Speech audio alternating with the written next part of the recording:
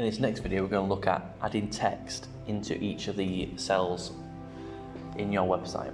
So in the exam, you'll be given questions similar to this, where it tells you to insert in cells, so you've got A, B, C, D, and so on. They've got to enter certain pieces of text to start developing the actual content of the website.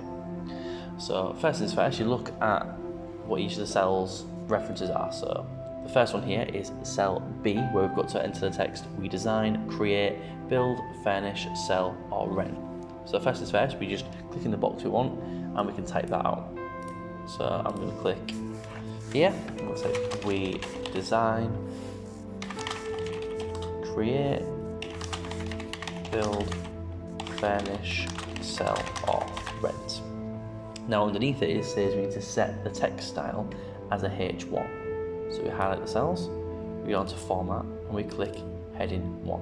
And you can see that's now changed the format. So the next thing we need to do is look at the next piece of text we need. So in E, it needs to say prime location building plots for sale. So we look at E, so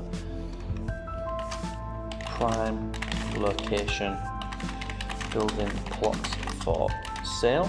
In F, we've got local construction workers. And then in I and J, we've got Arasim Beach Front Cafe for sale. And then we've got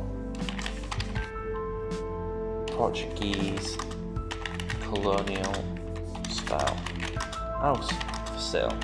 Now these all need to be H2, so we can just highlight them both like that. Format heading 2. Format heading 2. Now next one we've got in cell K, the bottom one, needs to say web design by Hothouse Design, page last edited by, and then you need to put in your name and sentence number. So I'm just going to put Reach Drury 1, 2, 3, 4, 5, 6, and this needs to be H3.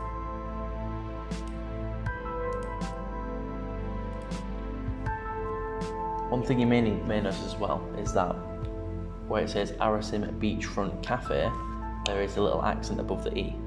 Okay, so you notice that I left it off there.